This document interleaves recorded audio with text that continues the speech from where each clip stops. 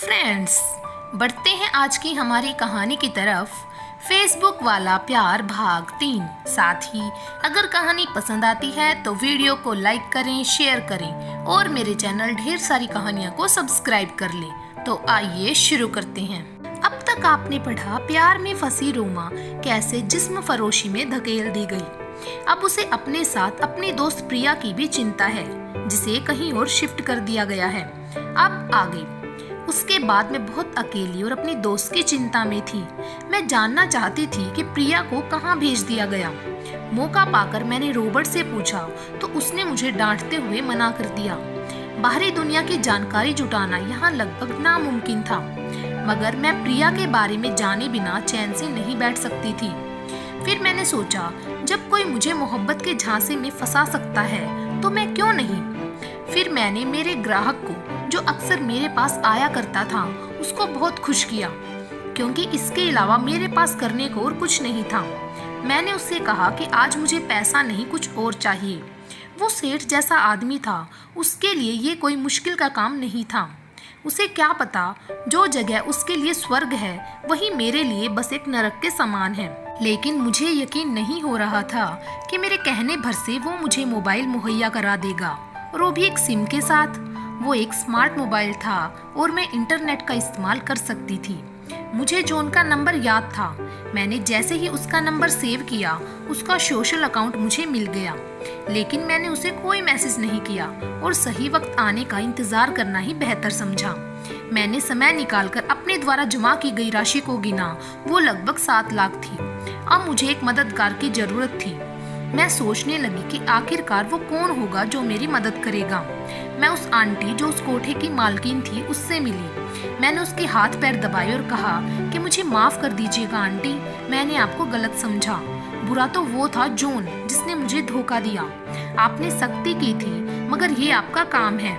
मेरी किस्मत अच्छी है कि मैं आपके पास हूँ। सुना है पास के कोठे की मालकिन रेखा ताई के पास तो दिल ही नहीं है, और हम जैसे के जिस्मों को रुंधवा कर भी उन्हें 3 वक्त का खाना भी नसीब नहीं, और अगर ग्राहक खुश ना हो तो मार अलग। लेकिन आप वैसे नहीं हैं। अब मैं यहाँ खुश हूँ। अगर कोई गलती हो गई हो तो माफ कर दीजिएगा। उस आंटी ने मेरे बाल सहलाते हुए कहा, हाँ मैं देख रही हूँ, तू मेरे ग्राहक को बहुत प्यार से हैंडल करती है, और तुम्हारे इस खूबसूरत बदन में कुछ तो जादू है, जो ग्राहक तुझे ही चुनते हैं। पूरे 2 साल गुजर गए तुझे यहाँ आए हुए। कुछ लाख में खरीदा था तुझे, पर तूने कुछ ही दिनों में वसूल करवा दिया। पता नहीं तुम्हारी चोली के अंदर कौन सा रस भरा है, जो लोग मधुमक्खी की तरह उसे चूस लेना चाहते हैं। वाकई में नगीना हो तुम। मैंने मुस्कुराते और शर्माते हुए कहा, आप भी ना आंटी, कोई रस वस नहीं है, बस सिर्फ हवस है। और इतने दिनों में मैं सीख गई हूँ कि उनके हवस की भूख को कैसे मिटाना है। बस अपने सीने से उसके चेहरे को छिपाना है और उसके हाथों को अपने कमर में रखवाना है। ये खेल बस कुछ देर ही चलती है और उनका मीटर कुछ देर में ही डाउन हो जाता है। और मैं कह ही रही थी कि उस आंटी ने कहा, बेटा मुझे पता है इसमें दर्द होता है, मगर क्या करूं, ये दलदल ही हमारा आशियाना है। अगर छटपटाने की कोशिश की तो और ज्यादा धंस जाना पड़ता है। इसके बाद ना मैंने कुछ कहा ना उस आंटी ने, और इस तरह मैंने उस औरत से नजदीकी बढ़ाना शुरू कर दिया। कुछ दिन बीत गए, उसने मुझ पर भरोसा करना शुरू कर दिया, और वो दिन आ ही गया जब मैं बाहर के कस्टमर के पास सोने जाऊंगी। मैं बहुत खुश थी। बहुत दिनों के बाद मुझे बाहर की दुनिया देखने को मिलने वाली थी। उस रोज मैं सज सवर के बहुत सुंदर लग रही थी। मैं एक कार में बैठी और मेरे बगल में रॉबर्ट बैठ गया, और उसने मुझे कहा, सुन रैजान, वो हमारा बहुत कीमती ग्राहक है, उसे पूरी तरह खुश करना, शिकायत का कोई मौका मत देना, समझी। मैंने हाँ में सर हिलाया और उसने मुझे होटल के पास उतार दिया। मैं होटल में दाखिल होते ही रिसेप्शन से रूम नंबर 203 पूछा, तो रिसेप्शनिस्ट, जो कि एक उम्रदराज आदमी था, मुझे घूरते हुए सीढ़ियों की तरफ इशारा कर दिया। मैंने रूम का डोर बेल बजाया तो एक 40 या 45 साल के आदमी ने टॉवल लपेटे हुए दरवाजा खोला। मुझे देखते ही उसने अपने हाथों को स्वागत करने के अंदाज में फैलाया और कहा, वेलकम ब्यूटीफुल। मैं धीमे कदमों से अंदर घुसी। वो एक आलीशान रूम था। उसने मेरे कमर में हाथ रखा और मुझे अपने बेड तक ले गया और बैठने के लिए कहा। मैं बैठ गई। उसने मेरे गालों में अपनी उंगलियां चलाई और फिर मेरे लबों को चूमा। उसने धीमे से मेरी चोली का फीते को खींच दिया। मेरा उभार पूरी सामने आ गई। उसने अपनी उंगलियों से मेरी दरार को सहलाया और मुझे बेड पर लेटा दिया। ये सब मेरे लिए कुछ नया नहीं था। उसने मेरे कपड़े खोले और फिर अपने फेंके हुए पैसे से अपनी पल भर की खुशी खरीद ली। मगर कोई क्या जाने, पैसे जिस्म तो खरीद सकता है, मगर उसके अंदर धड़कता हुआ दिल नहीं। उसने मुझे 6,000 भी दिए और उसकी आंखों में खुशी भी थी। शायद वो मेरे जिस्म की खुशबू थी जो उसके सर चढ़कर बोल रही थी। उसके बाद मैं वहां से सीधी बाहर निकली और रॉबर्ट के बगल में कार में बैठ गई। उसने मुझे देखा और कहा, इतनी देर मजा ले रही थी क्या? देख, अगर तूने कुछ गड़बड़ किया होगा तो मालकिन तेरी चमड़ी उधेड़ देगी। मैंने रॉबर्ट को 3,000 दिया और कहा, ये लो सबूत। सेठ बहुत खुश हुआ। रॉबर्ट ने मेरा हाथ पकड़ते हुए कहा, अरे जान, माफ कर दे, पहले दिन में ही तूने मुझे 3,000 दिया। मालकिन को मत बताना, मैं तुझे बड़े बड़े सेठ के पास भेजने का इंतजाम करूंगा। बस तू मुझे ऐसे ही बख्शीश का पैसा दे दिया कर। वादा करता हूँ तेरी खुशी का ख्याल रखूंगा। अब रॉबर्ट भी मुझ पर भरोसा करने लगा था। मैं जानती थी कि ना मेरा कोई भगवान है और ना कोई दुआ का सहारा। अब जो भी करना था वो मुझे ही करना था। इन पैरों में ढील तो थी, मगर आज़ादी नहीं थी। कभी कभी मैं सोचती थी, मैंने कौन सा गुनाह किया था? मोहब्बत ही तो की थी। मैंने अपने नन्हे से दिल में दगाबाजी को खुद अपनी नादानी की वजह से ठिकाना दिया था। और अब मेरा दिल भी शायद वैसा ही कठोर हो गया था, क्योंकि अब मैं वही विश्वास का घरौंदा बना रही थी जिससे मैं एक ऐसे धोखे को जन्म दे सकूं कि मैं इस दलदल से जमीन में आ सकूं। लेकिन मैं जानती थी कि मैं अकेली नहीं हूँ। मेरी तरह सभी लड़कियां इस जुल्म की शिकार थी। उसमें से एक प्रिया भी थी। अब मुझे उसके बारे में कुछ भी पता नहीं चला था। एक दिन मैंने रॉबर्ट से पूछा, बताओ ना रॉबर्ट, प्रिया कहाँ है? बताने में क्या हर्ज है? वैसे भी मैं तो तुम्हारी कैद में ही हूँ। क्या वो कोई मुसीबत में है? उसे यहाँ से क्यों और कहाँ ले जाया गया? उसने मेरे गले को जोर से दबाते हुए और अपने दांत कसते हुए कहा, साली, तू क्या करेगी जानकर? ज्यादा होशियारी दिखाई तो तेरा चेहरा बिगाड़ देंगे। मैं खांसती रही और सांस लेना मुश्किल हो रहा था और तभी उसने एक झटके से मुझे छोड़ दिया। मैं गिर गई थी। मैं उठी और बोली, रॉबर्ट, गलती हो गई, प्लीज मुझे माफ कर दो। उसके आगे मैं बहुत कमजोर थी। लेकिन रॉबर्ट की नजरें अब मेरे जिस्म में थी। वो मुझे ऊपर से नीचे तक घूर रहा था।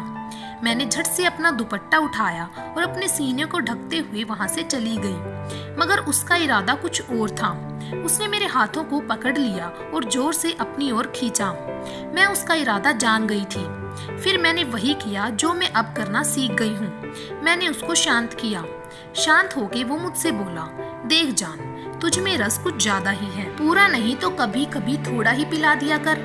मैं मुस्कुरा रही थी तो उसने मुझे कहा, सुन, उस प्रिया के बारे में बताने में मुझे कोई प्रॉब्लम नहीं, तो जान कर भी क्या कर लेगी, मगर बताने की इजाजत नहीं है। मैंने उसका हाथ पकड़ा, उसके होठों को चूमा और कहा, रॉबर्ट, मेरा सब कुछ तेरा है। मैं बहुत पहले से तुझसे प्यार करती हूँ। तेरी मर्दानगी पे मैं फिदा हूँ। अगर नहीं बताना तो मत बता, मगर इस तरह तड़पाता क्यों है? उसके चेहरे पर एक अजीब सी खुशी थी, जैसे उस लंगूर को सच में कोई हूर मिल गई हो। उसने मुझे सहलाते हुए कहा, सच कह रही हो तुम? क्या मैं तुम्हें पसंद हूँ? मैंने कहा, तब से जब पहली बार तुमने मुझे अपार जिस्मानी सुख दिया था। उसने मेरा हाथ पकड़ा और कहा, जान सुन, किसी को बताना नहीं। तेरे दोस्त प्रिया अब इस दुनिया में नहीं रही। हमने उसे एक अमीर परिवार की जरूरत के लिए दान कर दिया। मैं चौंक गई और पूछी, नहीं रही से क्या मतलब, और दान कर दिया?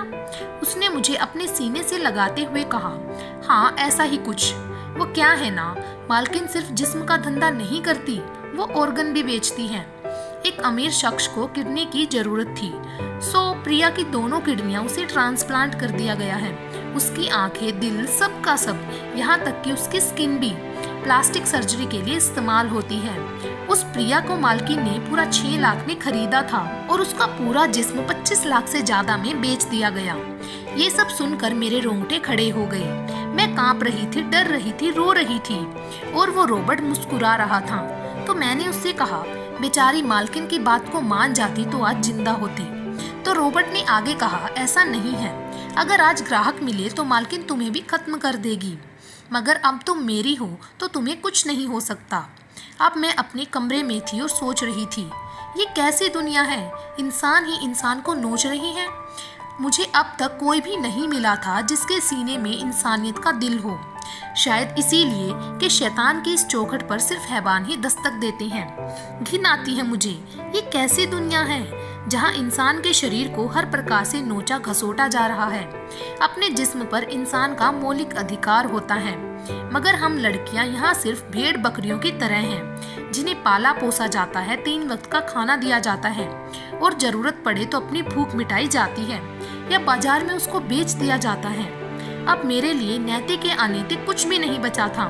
अब मैं ये भी नहीं सोच सकती थी कि अभी मेरी उम्र ही क्या हुई है। अभी तो मैं सिर्फ 22 साल की एक लड़की हूँ, नहीं शायद एक औरत। मेरे कसे हुए बदन को छूकर लोगों को सुकून मिलता था, मगर मैं अपने इस बदन में खुद को कैद महसूस करती थी। ये लोग मुझे ऐसे कपड़े पहनने को देते जिसे चाहे जितना खींच लो, ये मेरे यौवन को उतना उभारता था। रॉबर्ट आजकल रोज मेरे साथ हवस मिटाने लगा था और इसके बाद ना जाने कितने लोग रोज मेरे जिस्म को शराब की तरह पी जाते थे। मैं डरी हुई बस अपनी बारी का इंतजार करती रही कि ना जाने कब मुझे भी प्रिया की तरह गायब कर दिया जाए। लेकिन मैंने तय कर लिया था कि अब मैं इस प्रकार घुट घुट कर नहीं मरूंगी। आज मुझे शहर के खास नामी हस्ती को खुश करना था। मैं हमेशा की तरह तैयार होकर रॉबर्ट के साथ कार में बैठ गई और कार कुछ देर चलने के बाद गांव के एक बड़े से हवेली में रुकी। मैंने उस रोज रेड कलर का लहंगा चोली पहन रखा था। मेरा लहंगा कमर के बिल्कुल नीचे था। मुझे खास कर सजाया गया था ताकि मैं भला की खूबसूरत दिखूं। मैं कार से उतरी तो रॉबर्ट ने मेरी चुन्नी खींच ली और कहा कि इसे मेरे पास रहने दे, तेरे बदन की खुशबू आती है इससे। मैं कार से बाहर आई तो मेरे कमर और नाभि दिख रहे थे। मेरी पीठ भी खुली थी और मेरे पास एक रुमाल भी नहीं था जिससे कि मैं अपने खुले जिस्म को छिपाती। मैं आहिस्ता कदमों से बढ़ रही थी। सफेद चादर में ओढ़ी ये हवेली किसी महल से कम नहीं थी। मैं अपने लहंगे को अपने दोनों हाथों से संभाले आगे बढ़ रही थी। जब मैं हवेली में दाखिल हुई तो वहाँ के एक दरबारी ने मेरा राजकुमारियों सा स्वागत किया।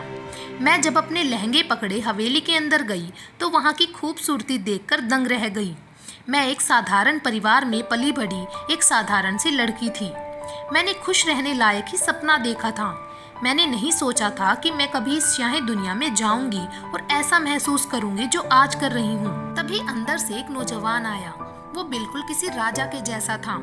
उसके सुनहरे लंबे बाल, खड़ी नाक नक्शे, पतले होठ, सिमटे हुए गाल। मुश्किल से वो 32 साल का रहा होगा। मैं उसे निहार ही रही थी कि वो मुस्कुराते हुए मुझसे बोला, किस प्रदेश की राजकुमारी हो आप? मैं शर्मा गई। मैंने कहा, अभी तो फिलहाल इसी राज्य की राजकुमारी हूँ। मैं लगातार उसे निहार रही थी। उसने अपने हाथों से इशारा करते हुए अंदर बेडरूम तक चलने के लिए कहा। मैं बढ़ने लगी। मैं बेडरूम में थी। उसने मुझे देखा और कहा, मैंने शांति देवी से कहा था कि सबसे हसीन लड़की को मेरे पास भेजे, मगर उसने तो हुस्न की किसी मल्लिका को भेज दिया है। वाकई में तुम बहुत सुंदर हो। ये पहली बार था जब किसी ने मुझे बिना छुए मेरी तारीफ की थी। मैं इधर उधर देख रही थी। उसने मुझसे कहा, ये तुम्हारी स्किन एकदम संगमरमर सी है, एक दाग नहीं है। लगता है बड़ा ध्यान देती हो अपने इस हुस्न पर। मैंने कहा, ऐसी बात नहीं है सर, असल में मेरे इस जिस्म में मेरा अधिकार नहीं है। अगर गलती से खरोच भी आई तो मुझे 4 दिन खाना नहीं मिलेगा। खैर चलिए अपना काम शुरू करें। उसने मुझे रोकते हुए कहा, क्या तुम्हारी मर्जी के बिना तुम ये सब? मैंने कहा, कौन लड़की अपनी मर्जी से ये सब करती है? मुझे तो इतने मर्दों ने नोचा है कि याद भी नहीं। आपसे एक बात बोलूं? उन्होंने कहा, बोलो। तो मैंने उनसे कहा, प्लीज आपको जो करना है, जैसे करना है कर लो, मगर मालकिन को ये मत बोलना कि मैंने आपको खुश नहीं किया, वरना मुझे बाहर निकलने नहीं देगी। उसने कहा, मेरा नाम है साहिल। मैं तो बस यूं ही बोर हो रहा था तो सोचा थोड़ा दिल बहला ले, मगर किसी की आत्मा को ठेस पहुंचाकर उसकी इज्जत को नीलाम करके नहीं। मुझे माफ करना, मुझे नहीं पता था कि तुम्हारी दुनिया की ऐसी भी तस्वीर होगी। उसके इतना कहने भर से मुझे एहसास होने लगा था कि शायद दुनिया में मंदिर के भी चौखट होते हैं जहां आज मेरी कदम पड़ी है। मैं उसे निहार रही थी। ये पहली बार था जब मुझे लगा कि उस साहिल को सीने से लगा लूं, मगर मुझे मेरी औकात पता थी। मैं वो गंदा पानी हूँ जिससे लोग अपनी आग तो बुझा सकते हैं मगर प्यास नहीं। उसने मेरे हाथों को पकड़ा और कहा, क्या तुम्हारे पास कोई मोबाइल है? मैंने कहा जी, मगर मैं उसका इस्तेमाल नहीं कर सकती, छुपा कर रखी हूँ। उन्होंने कहा, कोई बात नहीं, क्या तुम मुझे अपना नंबर दे सकती हो? मैंने कहा हाँ, मगर कॉल नहीं कर सकती, वहाँ हम पर पहरा होता है, आप खामखा परेशानी में ना पड़े। उनके जिद करने पर मैंने नंबर दे दिया। उसके बाद मैं खामोश बैठी रही। साहिल मुझे ना जाने कब से घूर रहा था। आखिर कुछ आधे घंटे में ही उन्होंने मुझे जाने के लिए कहा। साथ में खूबसूरत लाल मखमली कपड़ा मुझे दिया और कहा, जल्द मिलते हैं। मेरी आंखें भीग आई। मैंने अपने आंसुओं को पोंछते हुए उनसे कहा, अब तक मैंने आप जैसे इंसान नहीं देखा जो मुझे यूं ही जाने दे रहा है। अब भी आप चाहो तो मैं आपके साथ सोने के लिए तैयार हूँ। उसने मेरे लबों पर हाथ रखते हुए कहा, मैं कोई भला इंसान नहीं हूँ, बस इंसान हूँ। अगर भला होता तो अपनी भूख मिटाने के लिए तुम्हें ना बुलाता। ये लो कुछ पैसे रखो और उनसे कहना मैं बहुत खुश हुआ। उन्होंने मुझे कुछ 15,000 रुपए दिए थे। मैं आई तो शर्माते हुए थी, मगर उस इंसान ने मुझे एक नई उमंग दी थी। दुनिया के बारे में एक और नजरिया दिया था और मेरे तन को छिपाने के लिए कपड़े दिए थे। वाकई ये पहली दफा था जब किसी ने मेरे कपड़े उतारने के बजाय मेरे जिस्म को ढका था। यही सोचती हुई मैं उनके रूम से निकल ही रही थी कि उन्होंने मुझे आवाज देकर पूछा, अपना नाम तो बताती जाओ। मैं घूमी और मुस्कुरा कर बोली, रोमा। वो भी आगे बढ़ते हुए मेरे पास आया और कहा, तुम इतनी हसीन हो, हकीकत हो ही नहीं सकती। अब मैं वहां से निकलकर कार तक पहुंच चुकी थी। मैंने कार का दरवाजा खोला और उस रोबोट को वो पूरे 10,000 दे दिए। रोबोट ने कहा, वाह जान, आज तो तुमने पूरी बरसात कर दी। मैंने कोई जवाब नहीं दिया, बस खुश थी। हाँ, शायद पहली बार खुश थी। मैं बस यही सोच रही थी। आज की कहानी यहीं पर समाप्त करती हैं। भाग नंबर 4 में आपको मिलेगी आगे की कहानी, जहां आपको कई और बहुत सारे राज जानने को मिलेंगे। तब तक के लिए हमसे जुड़े रहें और ऐसे ही प्यार बनाए रखें। Thank you.